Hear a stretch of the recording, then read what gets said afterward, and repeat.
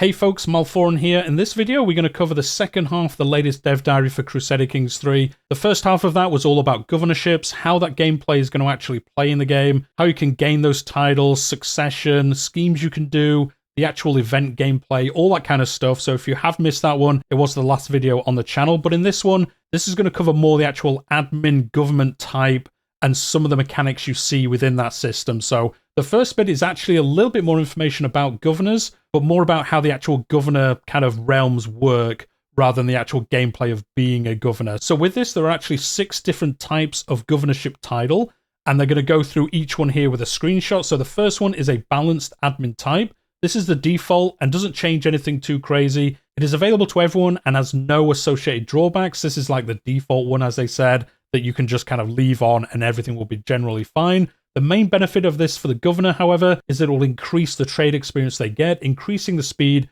at which they can level up their trait. So this one, I guess, will be a cool one to have for your house members, maybe, trying to especially make somebody better who was necessarily not the best person to put into this position, but who were loyal to you. But then you can make their governorship a balanced one, and they would then progress up the governor trait experience tree faster and become better a little bit sooner. And that would obviously then negate them not being very good when you first put them into the position. So then they would be very loyal to you and kind of good at the job. Obviously not as good as somebody who was way better than them initially, but it does help them kind of like speed up a little bit and make them a better governor, which ultimately gives you more tax, gives you more levies. The second option is civilian. A civilian administration is all about improving the economy and encouraging overall development. An empire won't last long without solid foundations, after all. Here the governor also gains a bonus to their efficiency based on their stewardship. All of this comes at the cost of reducing military capability, but surely a theme tucked away in the safety of the heartlands of Anatolia is in no danger, right? So this is very similar to the different kind of like vassal contracts that we already have in the game, but here it looks like you have a little bit more control over it.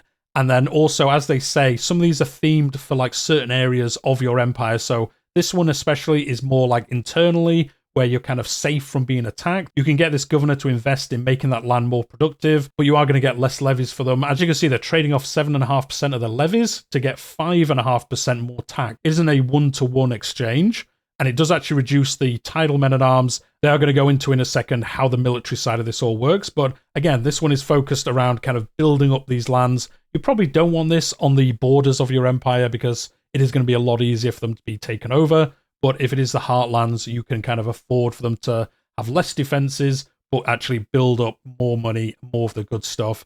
And then you can spend that on other things as well. The next one is military. This is the opposite, obviously, of the civilian type. This focuses on troops by increasing the number of troops they have access to and keeping the lands obviously safe that they are in control of. Martial is the name of the game, and the governor gets an efficiency bonus from their own martial skill. The drawbacks of this is obviously the opposite of the above one. It makes your economy worse, but obviously it's more safe. So that is the exchange. I imagine if this is a border governorship, you're probably going to choose one like this because it is then a little bit more safe. Now, as they say, it is tied into their skill. So I suppose in some way you might want to convert these over depending on how good the governor is in different skills. I guess you're probably not going to want to change it around a lot. But I guess if you do have a particularly good steward, for example, for the last one, you are going to want to maybe switch to that one because they're going to get more out of it. If you do have a particularly good martial governor, choose this option and he's going to be much, much better at defending your realm as one of these types of governorships. Now, with me saying that about having, the border realms as these, there's actually a special version of governor called a frontier administration. This can only be used by governorships along the border of your realm, only those ones that come up against another realm. And this gives the governor some hefty defensive bonuses to give you a much easier time at defending against invasions. It also gives the vassal a new casus belli duchy expansion. This allows the vassal to expand the realm much easier without the emperor having to go to war as well. So this is actually a really cool one. As I said, the one above, you could have that as a border one, as it does improve like the troop side of things. This one is more about defender advantage. As you can see, they are getting those bonuses if they are defending. They also get fort level increase +2. That is actually a really good bonus, especially early in the game. That can slow down sieges a lot. And then also it does increase the raiding time as well. So that is also going to help your realm not get raided quite as often, as you'll have more time to kind of come up and get them and stop them running away with all those goodies. Especially if the Byzantines on the eastern side of your realm, you're going to probably want to have this set up a little bit to protect yourselves against other powerful empires in that area as well. I guess you could kind of have this and then some martial ones just behind it, and then the real interior of your realm, that's where you set up the other ones a little bit. That's probably how I'm going to do it.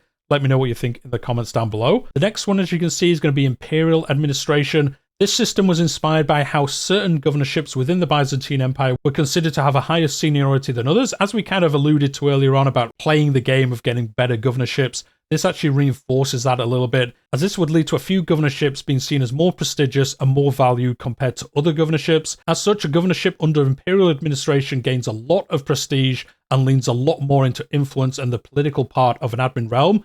And then the very important information, only a single governorship can have this administration. So I guess you're going to want to have this, especially yourself, as you're the only person who can have this as a governorship, or if you are the emperor, or even if you're playing somewhere else and trying to get one of your family members into one of these governorships, you're going to want to have somebody in your house having this title, because it is going to be a really good bonus. And as you can see, as the liege, this actually gives you a bonus as well. This gives you half a prestige per legitimacy level, and then also gives you a legitimacy gain as well. Cool to see that system from the most recent DLC getting added into this one as well. And then the vassal, he gets half a prestige a month, and then 0.25 influence a month as well.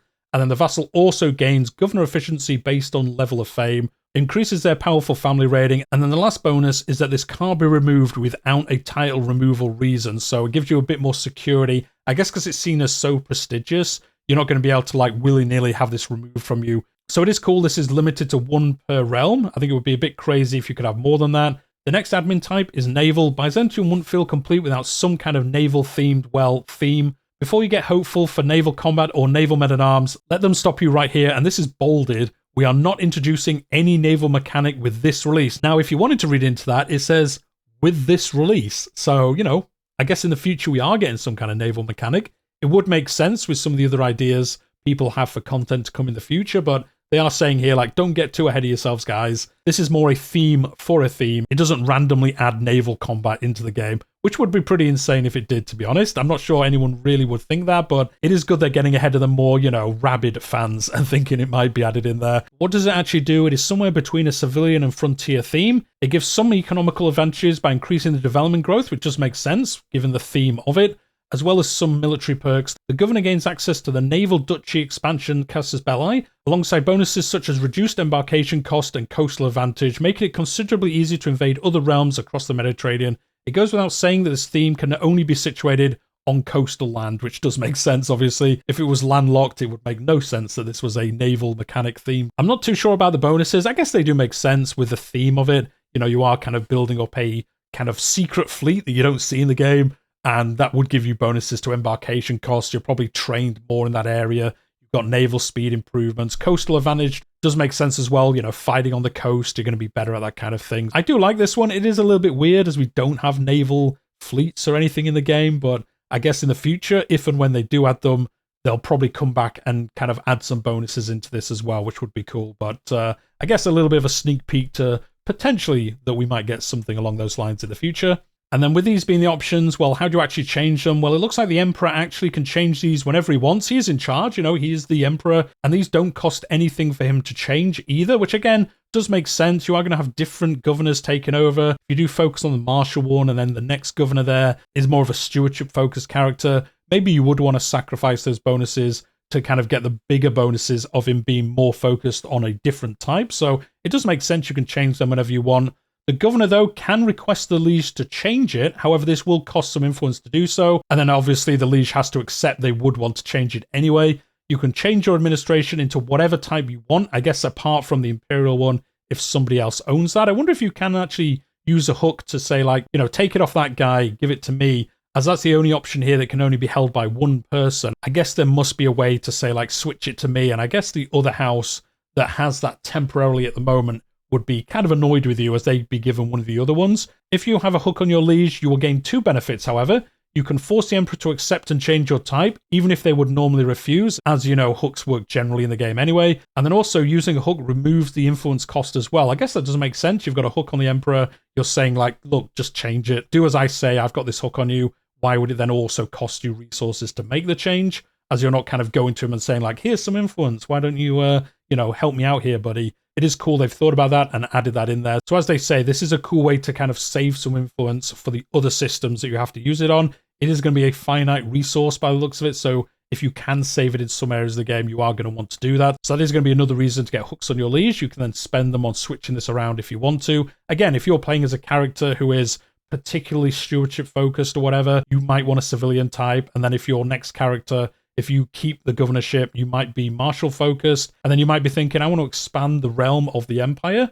I'm going to do that, expand it. And then I guess outside of that, kind of like see how that works, because you can expand the land. And then I guess the duchies you take over become new governorships. I wonder if you get a bonus for like pushing one of your house members into that governorship, like a bonus for having conquered that land. I imagine there must be something like that. In the next section, they're going to talk about imperial troops. This is how the military is going to work in these government types. The Byzantine military was primarily made up of organized armies and well-drilled troops, as we know, taking on that kind of heritage of the Romans, as, they were Romans themselves. And these were led by highly skilled commanders. They tended to rely more on professional troops and less on levied soldiers, at least during the later centuries of the empire's existence. And because of that, they're going to be introducing a new system to represent this for players, one where both the governors and the emperor are able to recruit and keep men-at-arms for their titles. These titled men-at-arms are recruited directly to the held title of Dutch tier or above, not including noble family titles, and are then raised much like any other kind of troops. Since they belong to the title and not to a character's personal troops, they are then kept upon succession. So yeah, these do stick to the title. They're not based on your character. When you lose a title that has men-at-arms, these troops will follow the title itself and be made available for the next holder. In other words, these troops pass from governor to governor, regardless of who the governor is. So yeah, you've really got to think about it. It is tied to the actual title itself, not to you as a character. These new men-at-arms have some obvious advantages for admin realms. The Empire's military strength is significantly higher than other realms, as the Emperor will have access to a lot more men-at-arms through his governors. The Emperor has the ability to borrow armies managed by their governors, effectively taking command of the troops directly. He can also reassign a governor's army to another governorship, allowing the corresponding governor to make use of them instead. I guess this is how like your internal realms, even if you've specialized them, they're still going to have men-at-arms attached to them. I guess you can then move them to your border if it's under attack, or even if one of the governorships there is trying to expand the realm, I guess you can borrow troops from elsewhere and say like, here, have these temporarily, have a good time, here's some reinforcements, try expand the realm, etc. And obviously as a player, that's going to be cool to interact with as well. Taking or reassigning these troops can be done by spending influence. If you, as the Emperor, have influence to spare, you can get access to a tremendous amount of men-at-arms. I mean, just imagine it. You can have your own ones. You can have the ones that are linked to your title specifically, and then you can have men-at-arms in all the different governorships that you have. You can have insane amount of men-at-arms. I just can't see how the Byzantines could lose once this system goes into place. I'm sure there are ways you can, but it does sound pretty powerful, to be honest. They're going to be rampaging around the board unless there's something to prevent them expanding too quickly. All of this kind of brings us back around to the original vision of admin realms, which they talked about at the beginning of the last dev diary. When they are well managed, they will perform exceedingly well and be very powerful compared to other government types. I guess the alternate is if they're very badly run, they don't have good men-at-arms. I guess they'll be weaker, but are they really going to be weaker than a normal feudal or clan government? Or even a tribal government? I don't think so. I think even at the weakest version, they're still going to be more powerful. Like, the amount of men-at-arms they can get is going to be crazy, especially early game. It's going to be fun to see how this is balanced. The Empire has a clear benefit by having access to a greater pool of men-at-arms for when it is expanding its borders and defending it against enemies, but it also means that the governors have a lot more punching power. Should they end up in a position where they dislike the Emperor or are coerced to joining a claimant faction, civil wars will be frequent and pose a substantial threat. I guess that is actually a good point. The kind of flip side of that is that, like, your governors, unlike normal vassals are generally quite powerful. With this, the governors are going to have a lot of men-at-arms because they've got their own, and again, I guess they keep the ones tied to the title as well, so they're kind of double dipping into them as well. If that's how I'm reading it correctly, like, do you have your own men-at-arms plus the title men-at-arms? Either way, they're going to have a lot of men-at-arms anyway, so if a substantial amount of your vassals break, you are going to have a problem. Like, you still have more men-at-arms anyway from the loyal ones, but from the unloyal ones, you are going to have a little bit more to think about by the sounds of it. The influence cost of taking or reassigning troops depends on your situation. The cost is reduced significantly for defensive wars, which does make sense, giving you an easier time to defend yourself. When you're fighting offensive wars, on the other hand, taking troops from governors who are far away from the front lines will cost you a lot more influence. That is cool. It is varied depending on where they are on the map. Again, that makes sense. If you're taking them from the far end of your empire, it will cost you more than somebody who's right there where the war is happening. If you want to think about it, the governor has a lot more kind of like skin in the game. If he is close, if he's very far away, he might be like, yeah, sure, you want the troops, but like, that's so far away, I don't care. Oh, you're giving me a lot of influence? Okay, yeah, okay, I'll send them. Don't worry about it, Emperor. Outside of this, title men-at-arms also have two further considerations. They can be stationed just like personal men-at-arms. The governor is expected to recruit troops for their governorship and station them within the theme's domain, so you can't go placing them elsewhere, I guess, if you own land outside of your governorship. Additionally, title men-at-arms are affected by the governor efficiency of the title holder. Oh, that's interesting. Just as the efficiency increases or decreases the amount of taxes in a holding, it will also affect the stats of your title's troops. Okay. I actually really like that. That's cool. Yes, this does mean that if you have a really good governor available, their troops will pack quite a punch. A great boon when you can find and appoint a highly skilled governor. I guess the other side of that is if you have a really good governor that rebels against you, their troops are going to be potentially, like 50% better than usual? So again, you're having to think about like, okay, I want a powerful governor there. That's going to give me bonuses, but I've got to keep them happy because if they did rebel against me, their troops are actually going to be really good, so that's going to be bad. It's not as easy as saying Crusader Kings 2, where you generally just gave out the vice royalties to whoever you wanted. In here, you are really going to have to think about, like, do you want these bonuses, these other bonuses? Do you want to take the punishment in this area? And really how that's going to benefit you the most. I really like that. That's really cool that it actually affects the troops as well, which is crazy. As you can see in this screenshot, it is affecting how good these bowmen are. They are 24% worse because of the skill of the governor, which again is interesting. Interesting mechanic. Let me know what you think in the comments down below about it. And as you may be thinking, that's going to be a lot of men-at-arms, Malforian. Well, they've done a few things to kind of counteract this. The overall limit and regiment size is notably lower for title men-at-arms than it is for your personal men-at-arms, so you're not going to be able to spam it in both systems. As the realm expands, you'll have more titles and thus gain more troops. Currently, the limit for titles will not increase with eras or innovations, meaning that expanding the realm is the primary way for you to get more. I think this is talking about the Emperor then in most cases, because as you expand the realm as a governor, you're not getting those lands. You can only have one governorship anyway. So I guess it's talking about as the governor expands the realm. Well, not necessarily himself, obviously his vassals could be expanding the realm. It is then picking up additional governorships, and then they allow you to have more troops just because those governorships can have more troops. So yeah, I think that's what they're talking about here. I think it makes the most sense that way anyway. Another balancing factor is that admin rulers will have less space for personal men-at-arms.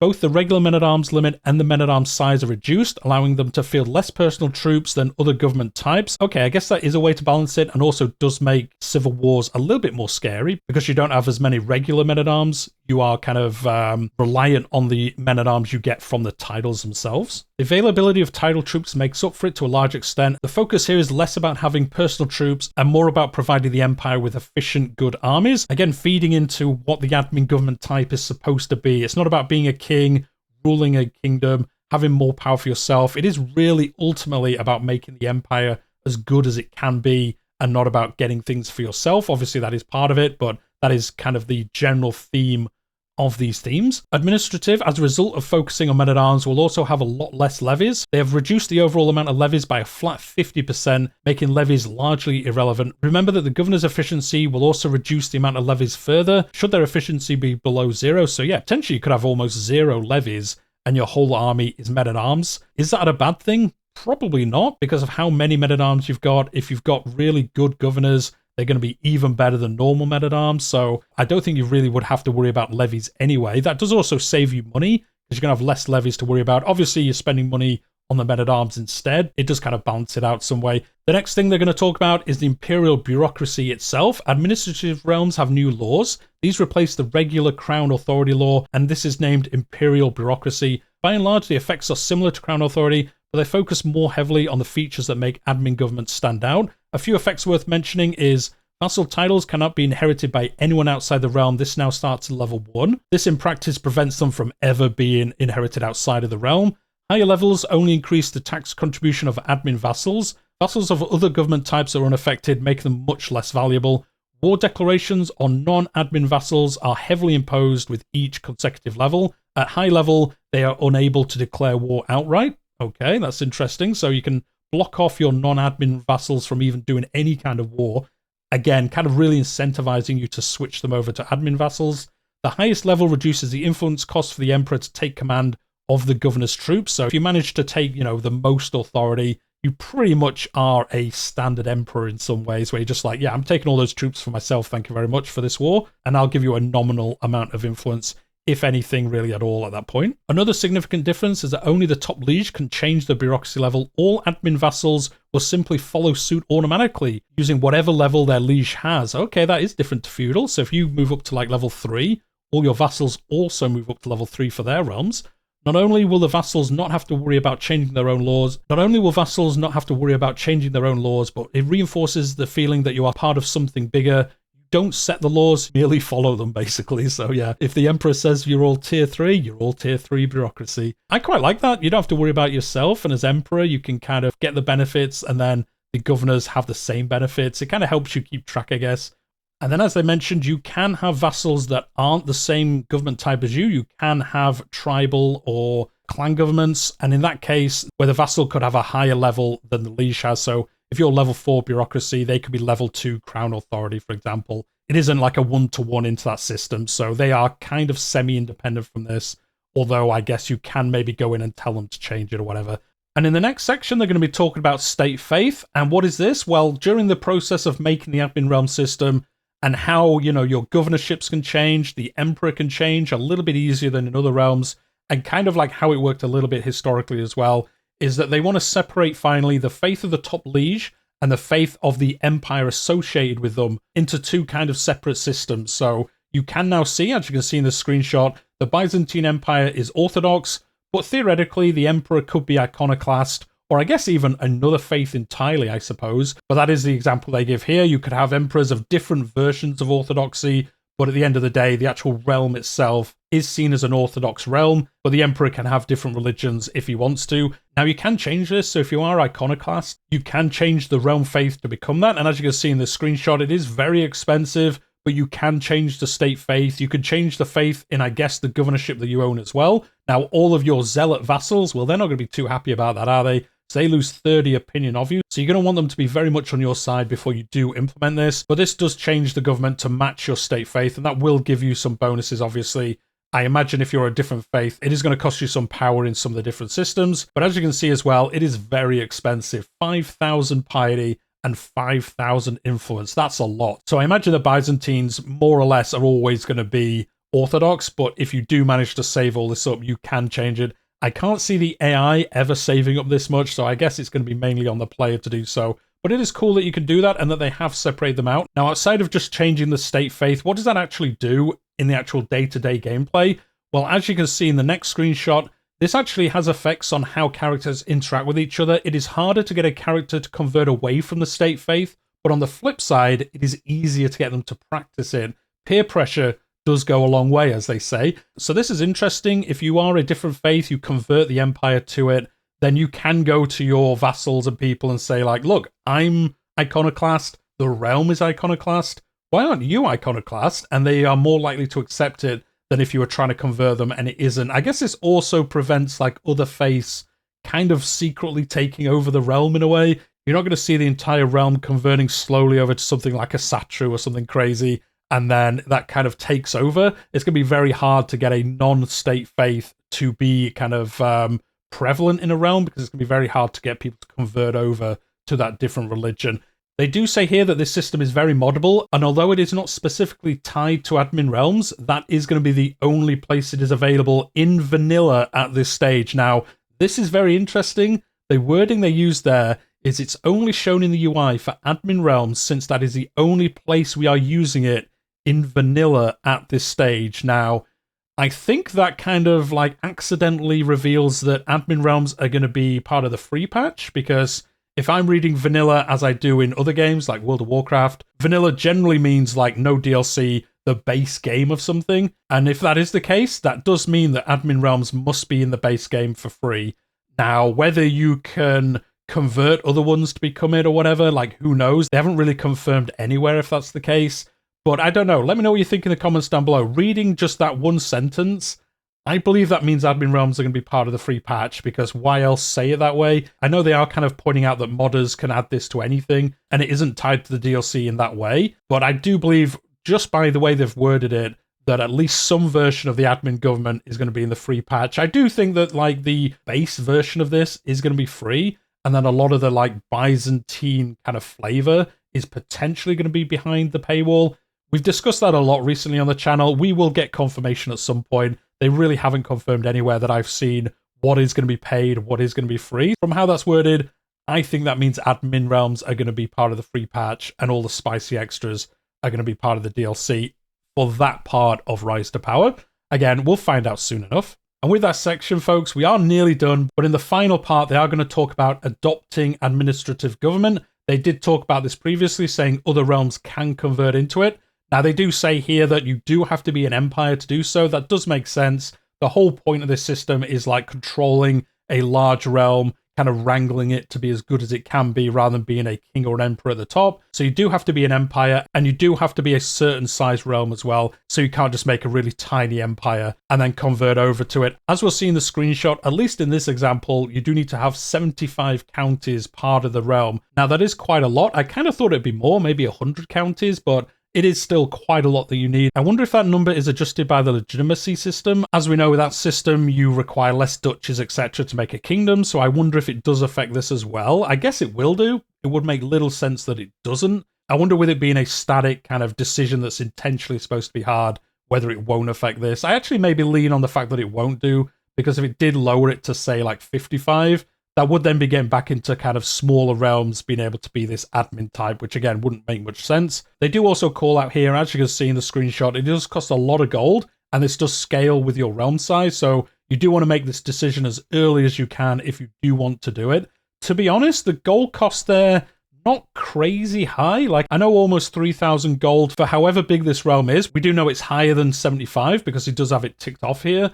I don't know, I kind of thought this would have more requirements. Like, that's a lot of gold. But it's not like crazy amounts of gold. Like, you could work towards that relatively easily, especially if you do have a large realm. And then also the prestige cost, only 1,000. Again, I kind of thought that would be higher, maybe like 4,000 or 5,000. We've seen some of the decisions earlier costing a lot of prestige, and to convert your entire realm, in this example, the HRE. Now, I was going to say until I noticed that I kind of feel like this should be locked off almost from the HRE. Although I don't know. Let me know what you think in the comments down below, because if you're the Emperor of the HRE, it's not going to take you that long to build up this money, especially later on in the game. And do we really want the HRE converting to be an admin type realm? Not pretty much every game, but I imagine in a lot of games you're going to be able to do this. I'm not too sure. I almost think it should be kind of locked off from the HRE. I guess the problem is they haven't really done any HRE specific systems similar to this. So I guess they're going to allow you to do this until they do implement like a full proper HRE system. And then I imagine they'll cut this off so you can't convert to this, and you would just use that new HRE system. I suppose it would be weird if like any empire could convert to it, and then it just said, unless you're the HRE, just because historically they had this other crazy system that isn't actually in the game. So, you know, deal with it, I guess. So I can kind of see why they did allow it. It is just going to be a little bit weird if you constantly see the HRE convert to this government type, but, you know, we'll see how often it actually happens. I can't imagine the AI is ever going to do it. So I guess it's up to the player if they want to do it or not. And then as they point out here, similar to other systems, when you take up this decision, the vast majority of your vassals will change government alongside you, though not everyone probably will. Your powerful vassals will always change because you do need to have their approval to do this. Vassals of different faiths to your own, for example, are less likely to accept, as the state faith will become whatever yours is at the time of implementing this. So if you're in a Satru empire, the state faith will become a Satru. If your empire is fairly vast already, any non-de jure vassals you have may also be less likely to make the change. Fortunately, you have tools to be able to convince your vassals to become part of your bureaucracy sooner or later. A new character interaction allows you to spend gold to make an attempt to convert them to the new government type. Do take note that these requirements are still pending, and as a result, they may change before launch. I've called that out on all these videos. I wouldn't be surprised to see that change. At least the prestige cost, I don't know, 1,000 prestige if you're an emperor already isn't a lot. And the gold, I don't know, I kind of thought this would be like 5,000 gold, 5,000 prestige, something really, really high. So you're not just kind of, not like flippantly doing this. You know, at that point, once you've hit those requirements, you're probably going to change this kind of government unless you really dislike the play style of it. How you can specialize the governorships, how you're going to be able to focus the army much more on men-at-arms and potentially have a lot of men-at-arms. I don't see why you wouldn't change this government type, again, unless you really hate the playstyle of it. And then in the very, very last section of this, they're going to talk about historical administrative realms. Since the content to Roads to Power is heavily focused on Byzantium and unlanded characters, They have not applied this government type to any other realm by default. They are going to discuss more content around this system later on in a dev diary about Byzantine flavor, but they do say here, suffice to say, it is heavily inspired by the Byzantine Empire, this system, but it is not locked behind being a Byzantine ruler. Now, there's some interesting bits here. Obviously, them calling out like this is heavily focused on there, but you are going to be able to play it in other realms as they discussed previously. And the other bit here, tied with what they said earlier, they are saying here the summer dev diaries about Byzantine flavor. This again reinforces my belief with that other line about vanilla content earlier, that the admin realm system is going to be free, but then all the Byzantine flavor, like the Fourth Crusade we've already seen is being added, that is going to be part of the paid DLC. And I think the Byzantine Empire is just going to have a standard admin system and then going to have these like cherries on top as part of the DLC, you know, these different events, and then I guess potentially some other systems as well, kind of stacked on top of it to make it feel even more Byzantine. But I think from the line here and the one earlier, it does make me believe that admin realms are going to be part of the free patch. I hope that is the case. And then here to finish off, they're actually saying that they know players will be itching to try this out in other places. And while you can always convert your feudal or clan government to admin, as they discussed above, they thought it would be fun to add a few historical game rules to set the following realms' government types to administrative on game start. Now, what you will notice immediately from this list is that not all of these are empires, and they're definitely not empires that exist at the beginning of the game. Now, I presume they mean if you play as Egypt and found an empire as Egypt, it converts to admin straight away. I'm not too sure, to be honest, because they did say above you have to be an empire to have this. But obviously, like Ghana and Egypt, they don't start as empires. But it does say they will change to admin on game start. So I'm not too sure. Let me know what you think in the comments down below. I wonder if it means like the Arabian and Persian empires, they will convert to this immediately. And then if you found any of the other empires, they would just start as admin realms. Now, it does also say all players, so I guess that means if you, for example, play as the HRE, as soon as the game starts, it just converts over anyway. You don't have to pay the cost for doing so, because it isn't listed as the, like, listed realms. But then with it just saying all players, that makes me think that just overrules everything else, and any empire title that a player starts as will convert to this. I guess that's cool. You know, if you do want to play the system anywhere and just have some fun, like, why not have it work this way? It's just going to be a little bit weird if you're playing like a 4-player multiplayer or something, and you all play as different empires, but you all play as admin types if you turn this rule on. I guess why not? You know, it would be fun having these huge armies and stuff. It would be interesting to do. And then you could even have some like unlanded friends who kind of like move around the empires trying to get land as well. That could actually be pretty fun for some multiplayer games, to be honest. But do let me know what you think. I think that is what it means, but I could be wrong. But just by the wording and how the listing is done, that is how I think it is going to work. And then lastly, they do show off how the UI will look for the Arabian Empire if it does start as admin. And obviously, it looks very similar to the Byzantines, the UI, but you can see the difference. You've got a Sharism as a state faith, and obviously all the dynasties and things like that are different. So this will convert them over from being a clan government to this new system. I think that's pretty cool that you can do this, and obviously through gameplay you can do this as well. But you can see here the different kingdoms of the governorships and things like that. But with all that being said, that is the end of the dev diary this week. Another massive one. I kind of thought this week's might be a little bit smaller, but I think it was even larger than last week. So if you have watched both videos, thank you very much. I hope you are subscribed to the channel and hit that like button if you did enjoy them. If you're not sure what I'm talking about, I covered the first half of the dev diary on governorships, as I did mention so long ago at the beginning of this video. So if you did miss that first half, do go back and watch it. That covers how the actual gameplay of playing as a governor is going to work for the most part. So that is obviously a lot of good knowledge to have coupled with this. And then as they do say at the very end of this dev diary, this week's plus last week should really cover the core fundamentals of playing as an admin government, the new type, how governorships work, how you can kind of work in the system, and how the game is going to play out very differently if you play in these realms versus the normal realms. They do say here next week they're going to be covering the new start date, which is 1178, and it's 2 associated bookmarks. One of them, I imagine, focused around Byzantium. I'm not sure what the other one's going to be focused about, but it is cool. We're going to get a breakdown of that. Hopefully that means the dev diary is a little bit smaller, if for nothing else but to save my voice. So we are going to get information around that. I imagine some other kind of little bits of information as well. And as we've already seen, we are going to get a dev diary about the Byzantines specifically at some point over the summer. And then we are all obviously waiting for the unlanded gameplay dev diaries. I can't even begin to imagine how big those dev diaries are going to be. I kind of hope they split them up a little bit. There's a lot of information to read here, especially if you're just reading through it and not listening to my amazing voice, obviously, in these videos. But do let me know what you think in the comments down below, coupled especially with the dev diary last week. Like, what do you think about this as a whole? I like how it looks. It's very hard to judge if it's going to be fun without actually playing it, but I am glad they brought in a lot of mechanics where it does look like it is going to play different to playing in these other realms, and especially with them redoing the scheme system and things. We will obviously see more as we get through the summer and more of these dev diaries, but again, let me know what you think, hit that like button, subscribe to the channel, but I think I've kept you long enough. You're probably bored of my voice, so we'll leave it there for today, and I'll see you in the next one.